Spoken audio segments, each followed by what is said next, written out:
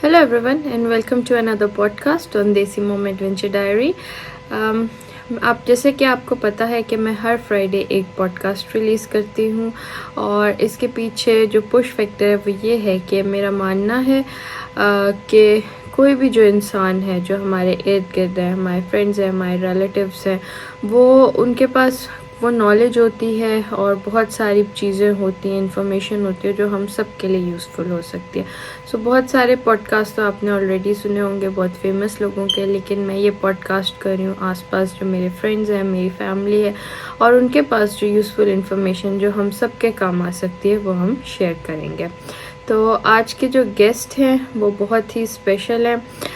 He is my childhood friend. हम 2 साल के थे, हम तब से दोस्त हैं और हमने किंडरगार्टन साथ किया, उसके बाद फिर हम स्कूलिंग हमने उसके बाद साथ की और लकीली जब हम अब्रॉड मूव हुए तो वो भी हम एक ही मुल्क में गए, यूके में।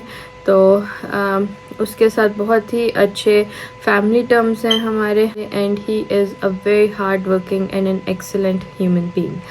सो बाकी का इंट्रोडक्शन उनसे खुद लेते हैं, तो चलें उनको वेलकम करते हैं। हेलो, हेलो आशा। कैसे हो आप? मैं ठीक ठाक हूँ, आप कैसी हैं? ठीक ठाक हैं? ठीक हूँ, बिल्कुल, थैंक यू। अच्छा शरोज, मैंने थोड़ा सा आपका इंट्रोडक्शन दे दिया था और मैं चाहती हूँ कि आप अपने बारे में थोड़ा सा बताओ, नाम और क्या करते हो, सब कुछ। थैंक यू जी। मेरा नाम शरोज़ मौज़म है। मैं रावलपिंडी पाकिस्तान से हूँ।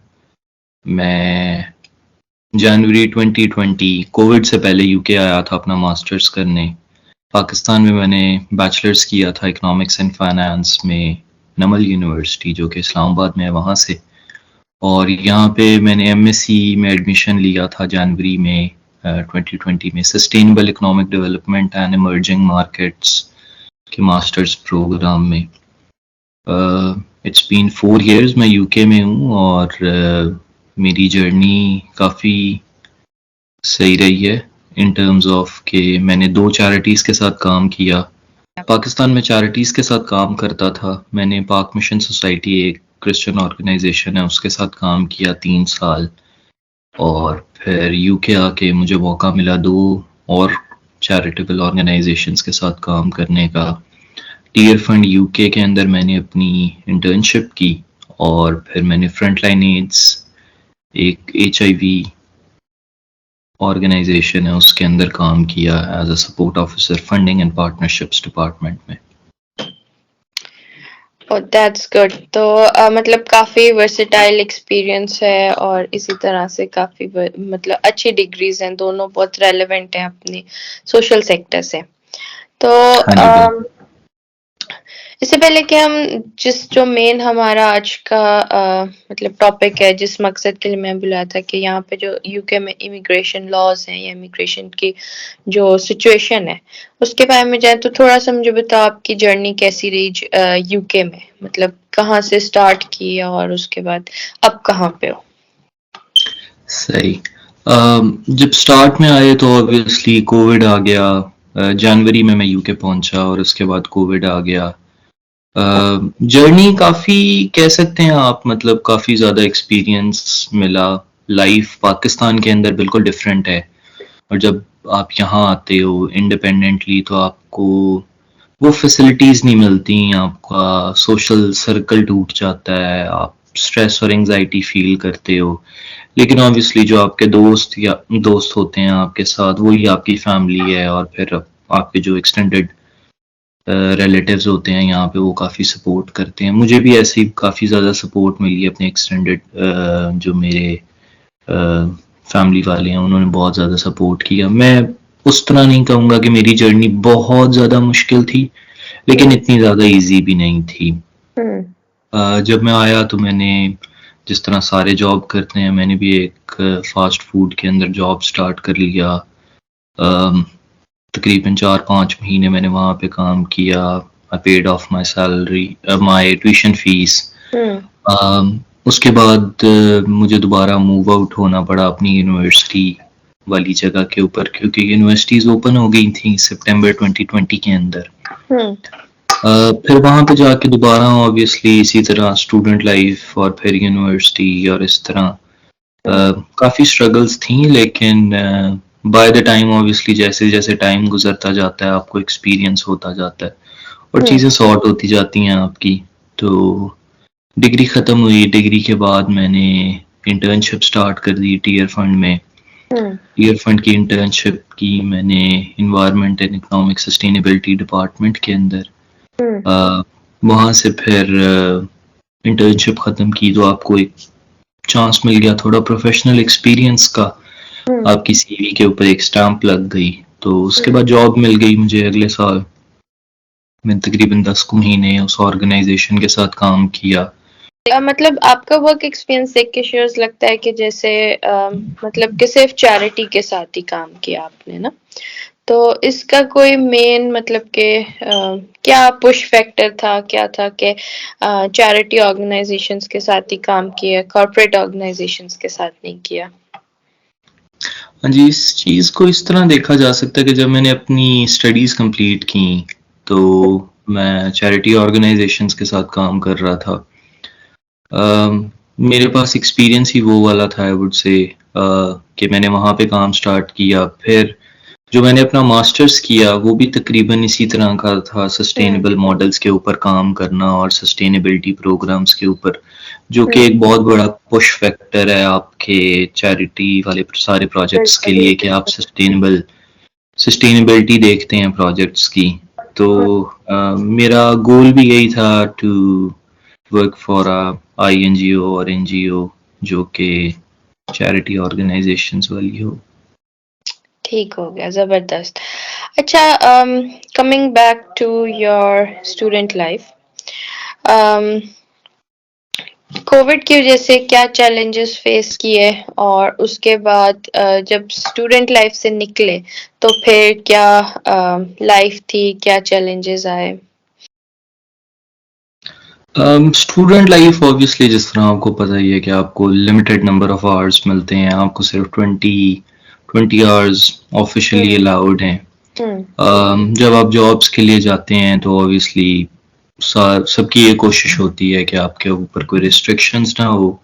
हम्म तो जो आपको इजीली जॉब्स मिलती हैं वो फास्ट फूड चेन्स जो हैं या फिर रिटेल शॉप्स वगैरह जो हैं ये आपको रख लेते हैं 20 आवर्स के लिए, हम्म क्योंकि उनको भी इसी तरह के लिमिटेड आवर्स वाला स्टाफ वहाँ पे काम कर रहा होता है तो उनकी एडजस्टमेंट्स हो जाती हम्म हैं। चैलेंजेस ऑब्वियसली सारी चीज़ों के साथ साथ थे लेकिन फाइनेंशियली आपके ऊपर ज़्यादा एक प्रेशर होता है कि आपने अपनी फीस भी पे ऑफ करनी है, आपने अपनी लिविंग कॉस्ट भी हम्म मैनेज करनी है, आपने फिर अपना फूड कॉस्ट वगैरह सब कुछ निकालने के बाद so you get nothing in your hand, आपके हाथ में कुछ बचता नहीं है to be honest. Once your degree is completed तो उसके बाद आपके पास आप फुल टाइम जॉब कर सकते हो लेकिन उसको क्या कहते हैं, एक तलवार आपके ऊपर लटक रही होती है कि अब आपने डिग्री खत्म कर ली है। हम्म अब आपको अपनी प्रोफेशनल जॉब को हंट करना है। हम्म तो जो मेरी स्ट्रैटेजी थी I used to work for 4-5 days hmm and then meanwhile मैं क्या करता था, जॉब्स के लिए अप्लाई करता था और मैंने एक दिन रखा हुआ था जिसके अंदर मैं कोशिश करता था कि मैं अपने सारे इंटरव्यूज उसी दिन के अंदर हम्म मैनेज कर सकूं। ये अ, अच्छी स्ट्रेटेजी है। हाँ जी, तो इस चीज़ को प्लान करके मैं चलता रहा और ऑब्वियसली इट टेक्स टाइम, आपको टाइम लगता है प्रॉपर जॉब मिलने में। आप आप सिर्फ एक कंट्री के अंदर मूव नहीं हो रहे बल्कि आप एक डिफरेंट कल्चर के अंदर, हम्म डिफरेंट एनवायरनमेंट के अंदर वर्क एथिक्स आपको समझने होते हैं। सो हम्म आप आप कह सकते हैं कि आप बिल्कुल स्क्रैच से स्टार्ट करते हैं और फिर बाय द टाइम हम्म जैसे-जैसे आप काम करते जाते हैं आपको आइडिया होता जाता है कि कैसे चलता है ये। बिल्कुल। अच्छा वर्किंग आवर्स की बात करें तो 20 वर्किंग आवर्स जो हैं फॉर अ स्टूडेंट वो क्या ये है कि थ्रू आउट द ईयर या थ्रू आउट जो आपका एकेडमिक टाइम है उसमें 20 वर्किंग आवर्स करते हैं या कभी आपको अलाउ होता है कि आप एक्स्ट्रा करें? जब जब आपका एकेडमिक ईयर चल रहा होता है तब तो आपके ऊपर रिस्ट्रिक्शन है कि आपने 20 आवर्स ही काम करना है। ठीक है। कुछ कुछ स्टूडेंट्स ऐसे भी मैं जानता हूँ उनको जो कैश जॉब्स करते थे और वो 20 आवर्स प्रॉपर अपने जो ऑफिशियली हैं, जो इसको आप नेशनल इंश्योरेंस कहते हैं, एनआई नंबर, उसके ऊपर 20 आवर्स करने के बाद कैश जॉब्स भी करते थे, जिससे वो अपने थोड़े फाइनेंशियल्स को थोड़े से ज़्यादा इम्प्रूव करके अपनी फीस पे ऑफ कर सकते थे और मतलब अपनी लिविंग कॉस्ट को अच्छा कर सकते थे। अ, ये तरीकाकार भी कुछ होते हैं और काफ़ी लोग करते हैं और ये यूके के कितना अंदर। सेफ है करना, या अब मतलब आपके फ्यूचर के लिए कितना सेफ है ये काम करना? मैं ऑनेस्टली वैसे मैं पर्सनली हर चीज़ सेफ खेलता हूँ, तो मैंने तो कैश पे नहीं काम किया। सही। लेकिन ये है कि कोविड के टाइम के ऊपर इतनी रिस्ट्रिक्शंस नहीं थी, तो इजी था लोगों के लिए काम करना। लेकिन सही। आई हैव हर्ड कि मतलब अब काफ़ी ज़्यादा स्क्रूटनी कर रहे हैं इमिग्रेशन वाले, काफ़ी ज़्यादा रेस्टोरेंट्स वाली शॉप्स के ऊपर जाके, और जो अच्छा। हमारे दोस्त सिक्योरिटी की जॉब करते हैं उनको अंदाज़ा होगा। अभी लंदन के अंदर उन्होंने तकरीबन मोर देन 150-200 स्टूडेंट्स को उन्होंने आइडेंटिफाई किया जिनको उन्होंने देखा है कि शायद ये अ, अंडर द ये जॉब कर अंडर रहे द कवर काम कर रहे हैं, और हैं। वो शायद कंपनी भी बंद कर दी है। मुझे मेरा एक दोस्त है उसने बताया था, वर्ड ऑफ माउथ ही है, मैंने खुद भी रिसर्च नहीं किया कि सही मतलब ये बात कितनी कुछ सच है, लेकिन this is what I have heard. सही सही सही। तो मतलब अभी मतलब काफी सुनने में आ रहा है कि इमिग्रेशन लॉज जो है वो स्ट्रिक्ट कर रहे हैं, और इन चीजों को मतलब कि जिस तरह कुछ सालों पहले हुआ था कि बहुत सारे लोगों को मतलब पकड़ पकड़ के भेजा था जहाज भर भर के, तो सुनने में आ रहा है कि वही साइकिल दोबारा से रिपीट होगा। हाँ जी, तो ऐसा था कि 2021 के अंदर या इनका प्लान था कि ये तकरीबन एक टारगेट था कि इनका 5 इयर्स प्लान था कि ये तकरीबन 5 लाख लोगों को यूके के अंदर एडजस्ट करेंगे विद इन 5 ईयर। हम्म। लेकिन अनफॉर्चुनेटली हुआ कुछ ऐसे कि दैट नंबर रोज अप। 21 के अंदर तकरीबन 1,34,000 लोग आ गए, हम्म। और 2022 के अंदर इससे भी ज्यादा नंबर ऊपर चला गया। अच्छा। हम्म। तो 2-3 सालों के अंदर नंबर जो है वो तकरीबन 600,000 को टच कर चुका हाँ। है। हम्म। जो कि वजह बनी, ऑब्वियसली हमारे काफ़ी ज़्यादा भाई हैं जो गलत यूज़ करते हैं इमिग्रेशन पॉलिसीज़ को, बिल्कुल। और जो ठीक लोग हैं वो उनके लिए भी मुश्किल कर देते हैं। मुश्किल कर देते हैं। अ, आजकल मैंने सुना है कि स्टूडेंट्स आ रहे हैं और वो अपनी यूनिवर्सिटी की फ़ीस पे नहीं कर रहे थे हम्म। और वो सीधे वर्क वीज़ाज़ ले रहे थे। जिसकी वजह से अभी उन्होंने 17th ऑफ जुलाई को कुछ नए रूल्स किए हैं कि जो स्टूडेंट है वो जब तक उसकी डिग्री ख़त्म नहीं हो जाती तब तक वो वर्क वीज़ा नहीं ले सकता। अच्छा। हम्म। हाँ जी। मतलब डिग्री कंप्लीट करके ही वर्क वीजा। जी, जी, बिल्कुल। सही सही सही। तो यहाँ पे जॉब ढूंढना कितना इजी है, मतलब कि अम, जब आप आते हो एज अ स्टूडेंट, तो क्या प्रोसीजर है, आप कैसे जॉब सर्च कर सकते हो, और कितना इजीली आपको मिल जाती है एज अ स्टूडेंट?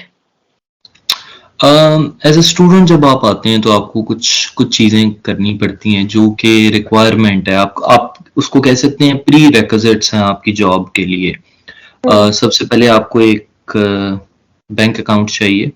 सही। जब कोई भी आता है तो यूनिवर्सिटी से वो लेटर लेके अपना बैंक अकाउंट खुलवा सकता है। ओके।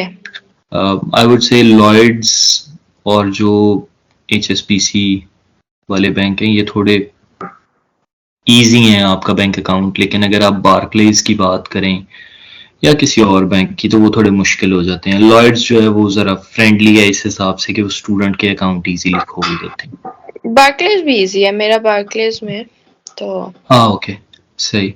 अच्छा। उसके बाद ये है कि आपका आपको नेशनल इंश्योरेंस नंबर चाहिए होता है। ठीक है। उसके बाद आपको एक सीवी थोड़ी सी अपडेट करनी पड़ती है। यूके की रिक्वायरमेंट फ़र्क है, पाकिस्तान, इंडिया, हमारी साउथ एशियन कंट्रीज़ जो हैं उनकी रिक्वायरमेंट थोड़ी सी डिफरेंट है। वो उनके लिए तकरीबन मोस्टली आपने देखा होगा पाकिस्तान और इंडिया वाली सीवीज़ के अंदर हम अम, अपनी तस्वीर लगाना पसंद करते हैं कि मतलब उसके अंदर तस्वीर आए, लेकिन यूके क्योंकि इनकी एचआर पॉलिसीज डिफरेंट हैं, ये रंग, नस्ल और मज़हब के हिसाब से जॉब्स नहीं देते। इवन आपको अगर कोई डिसेबिलिटी भी है तो वो फिर भी आपको प्रेफर करेंगे। मतलब मैंने जब कभी अप्लाई करती हूँ तो उधर लिखा होता है कि अगर आप डिसेबिलिटी कोटे पे आते हो तो फिर हम इंश्योर करेंगे कि आपको एटलीस्ट इंटरव्यू के लिए बुलाएं। जी बिल्कुल, हाँ जी। उसके हम्म। बाद ये है कि आप जब आपकी ये 2 प्रीरेक्विजिट्स हो जाएं तो इंडीड एक अच्छा जॉब पोर्टल है जहाँ से आप जॉब ढूंढ सकते हैं। वहाँ पे आपको 20 आवर्स और मतलब इस तरह के आपको पार्ट टाइम जॉब्स की ऑप्शन होती है।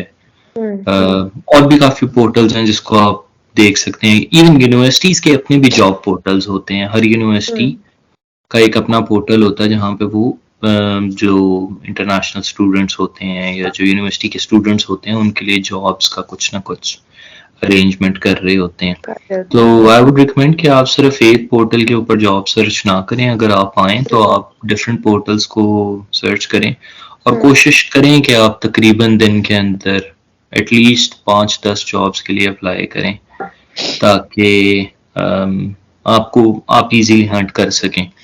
इसके साथ साथ एक और ऑप्शन ये होती है कि यूके के अंदर एजेंसीज होती हैं, कुछ एजेंसीज होती हैं जो आपको जॉब्स देती हैं। आपको जॉब मिल सकती है किसी फूड फैक्ट्री के अंदर, आपको जॉब मिल सकती है शेल्फ स्टैकिंग की किसी रिटेल कंपनी के अंदर, और इवन अगर आप हेल्थ के प्रोफेशन की तरफ जाना चाहते हैं तो केयर असिस्टेंट के रोल्स जो होते हैं या सपोर्ट वर्कर के रोल जो होते हैं अब वो भी कर सकते हैं। तो एटलीस्ट आपको यू आर श्योर कि आपको 20 आवर्स मिलेंगे ही मिलेंगे। And then you can look for something else if you want to work on cash और एनीथिंग लाइक दैट। लेकिन जो कैश इन हैंड जॉब्स हैं वो मतलब कि मेरे हिसाब से एक तो वो पे भी बहुत कम करते हैं और उसके अलावा मुझे लगता है कि वो एक्सप्लॉयटेशन जो एम्प्लॉय की है वो ज्यादा हो जाती है। तो उसके बारे में क्या कहना है?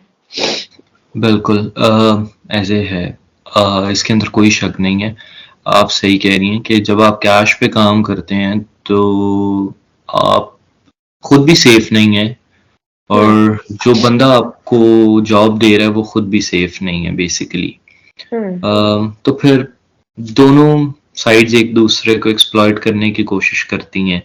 आपको एक फायदा है कि आप एक्स्ट्रा मनी अर्न कर रहे हो जबकि आप नहीं कर सकते, और दूसरे बंदे को ये फायदा है कि वो थोड़े पैसों में आपको एडजस्ट कर सकता है क्योंकि आप नेशनल इंश्योरेंस नहीं पे करोगे उस पे, आप टैक्स कुछ नहीं दोगे और मतलब आप एक्स्ट्रा मनी भी अर्न कर सकते हो।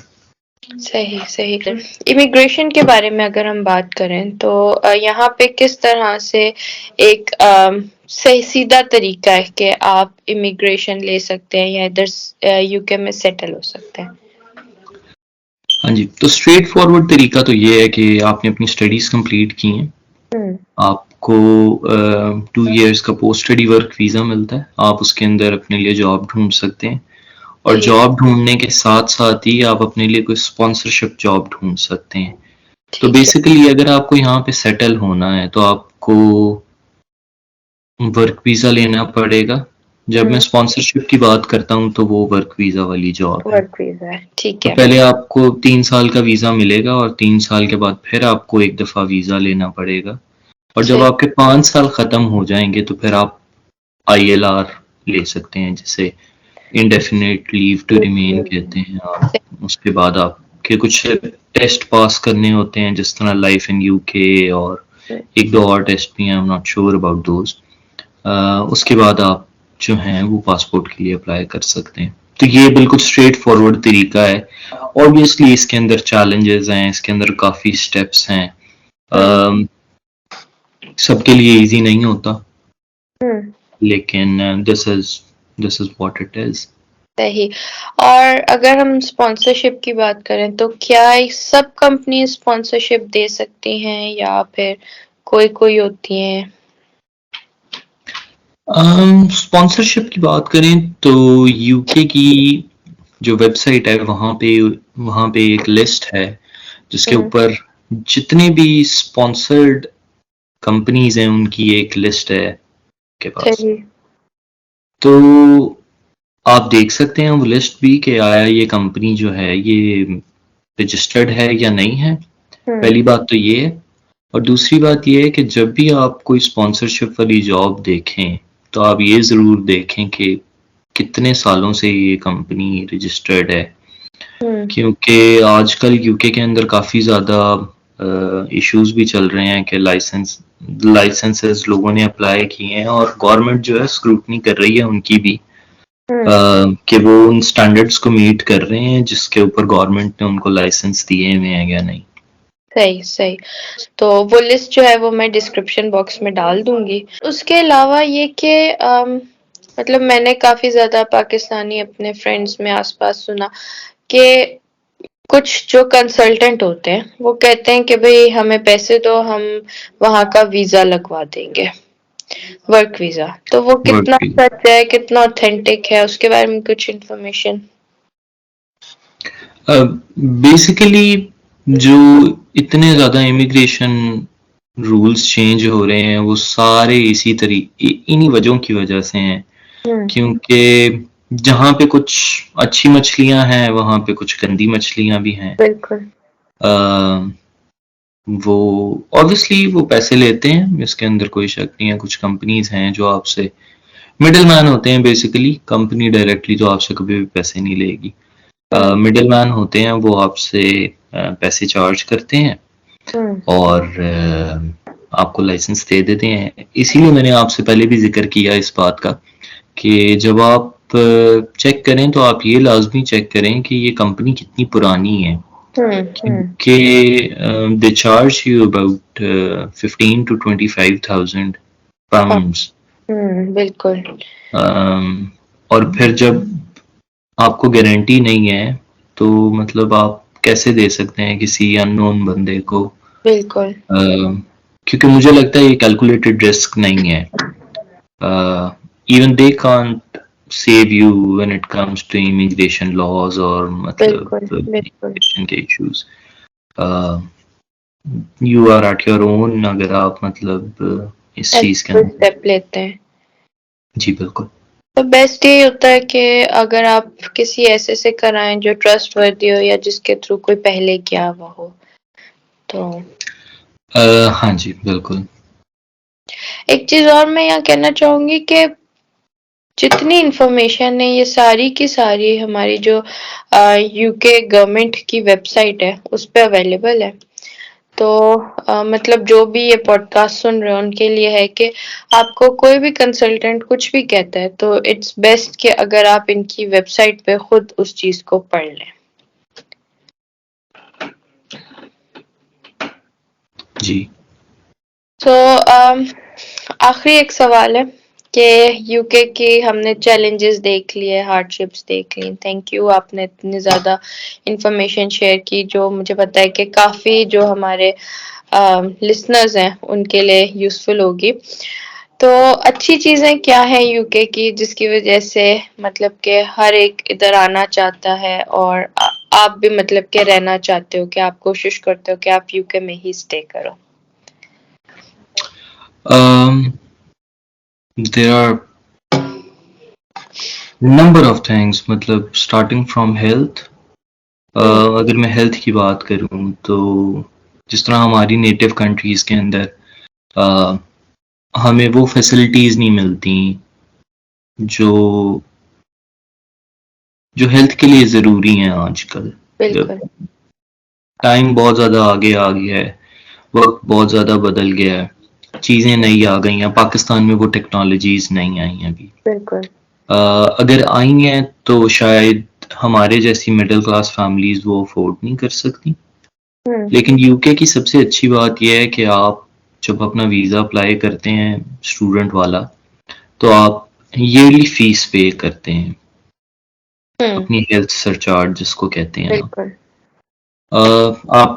आपका डॉक्टर फ्री है, आपको सिर्फ प्रिस्क्रिप्शन के पैसे देने पड़ते हैं, जो कि अराउंड £9 है, 950 है, समथिंग लाइक दैट। मेरी प्रिस्क्रिप्शंस फ्री हैं, क्योंकि मुझे एग्जेम्पशन कार्ड मिला हुआ है मेरी एक लॉन्ग टर्म हेल्थ इशू की वजह से। मैं उसके लिए पे नहीं करता और मेरा सारा मेडिकल फ्री है, तो आप मेरे लिए तो एक ब्लेसिंग है ऑब्वियसली। साथ अगर सेफ्टी सिक्योरिटी की बात करें तो सेफ्टी सिक्योरिटी है यहाँ पे, पुलिस, एम्बुलेंस, फायर रेस्क्यू वाले, मतलब आपको इजीली काफ़ी चीज़ें मिल जाती हैं।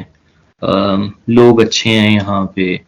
आप रोड पे कभी चल रहे हों तो सुबह आप काम पे जा रहे हों तो आपको कोई ना कोई बीच में मिलेगा जो आपकी तरफ स्माइल करके देखेगा। वो सुबह-सुबह जब आप लोगों को वही मुस्कुराहट वापस करते हैं तो आपका दिन अच्छा, आप वैसे ही अपने आप में अच्छा फील करना शुरू कर देते हैं। वरना सुबह मेरे ख्याल है हर कोई कहता है कि यार ठीक है, क्यों उठना पड़ गया, क्यों ये। सही बात है। लेकिन वो छोटे-छोटे जो स्टेप्स हैं, जो छोटे-छोटे जेस्चर्स हैं, मेरे ख्याल है वो बहुत ज़्यादा मैटर करते हैं यहाँ पे। बिल्कुल, बिल्कुल। मतलब यहाँ पे मैं भी कभी निकलूँ तो जैसे हर कोई स्माइल करके मिलेगा और उससे बहुत अच्छा लगता है। हर कोई बात करने की कोशिश करेगा और इन बिल्कुल, अ गुड वे बात करेगा। ऐसा बिल्कुल, नहीं है कि बिल्कुल। आप उनसे बात कर रहे हो तो अनकंफर्टेबल फील कर रहे हो या आप उनसे बात कर रहे हो तो आपको लगे कि यार ये क्यों बात कर रहे हैं। तो ऐसा नहीं है बिल्कुल, और इसकी वजह से आप सेफ भी फील करते हो, कॉन्फिडेंट भी फील करते हो। बिल्कुल। यहाँ पे ग्रीनरी बहुत ज़्यादा है, यहाँ पे आप किसी भी पार्क जाएँ, आपको वॉक ट्रैक्स मिलेंगे प्रॉपर्ली, इवन फुटपाथ्स जो है वहाँ पे लोग वॉक कर रहे होते हैं, और वॉक और जॉग और साइकिलिंग यहाँ पे मतलब कॉमन है। लेकिन अगर आप पाकिस्तान या इंडिया या कहीं पे भी देखें, ठीक है, हमारे पास वो फैसिलिटीज़ नहीं है। वी डू पे टैक्सेस, लेकिन उन टैक्सेस का हमें कुछ बेनिफिट नहीं है। लेकिन यहाँ पे अगर आप टैक्स पे करते हैं तो at the end of the day you get something in return as well. बिल्कुल और हेल्थ केयर मतलब कि जैसे मेरा था कि मैं बेबी एक्सपेक्ट कर रही थी तो जिस दिन पता चला उनको उस दिन से 2024 तक मेरा सब कुछ फ्री है। मेरी भी प्रिस्क्रिप्शन, मेरा डेंटल, हर चीज़ फ्री कर दी और बेबी की तो ऑलरेडी फ्री है हर चीज़। बेबी ऑलरेडी फ्री है, हाँ जी, बिल्कुल। काफ़ी अच्छा है। सो थैंक यू शेरोज़ आपके टाइम का। आपके लिए मैंने हार लाने थे लेकिन रह गए। तो thank you so much time दिया, काफ़ी अच्छी इन्फॉर्मेशन शेयर। नो प्रॉब्लम, बहुत अच्छा लगा आपसे बातचीत करके, और ऑब्वियसली ये इंफॉर्मेशन शेयर करके। मेरी दुआ है कि अगर किसी को भी इससे कुछ भी बेनिफिट हो और कुछ भी फ़ायदा हो तो अ, मुझे अच्छा फ़ील होगा। हाँ जी, बिल्कुल। ज़रूर, ज़रूर। सो गाइज़ ये थे शेरोज़ मौज़म। उम्मीद करती हूँ कि आपको मेरा व्लॉग अच्छा लगा होगा और अगर आप मेरे चैनल पे न्यू हैं तो मेरे चैनल को सब्सक्राइब ज़रूर कीजिएगा। सो कल मिलते हैं एक नए व्लॉग के साथ, कुछ इंटरेस्टिंग बातों के साथ। तब तक के लिए बाय-बाय।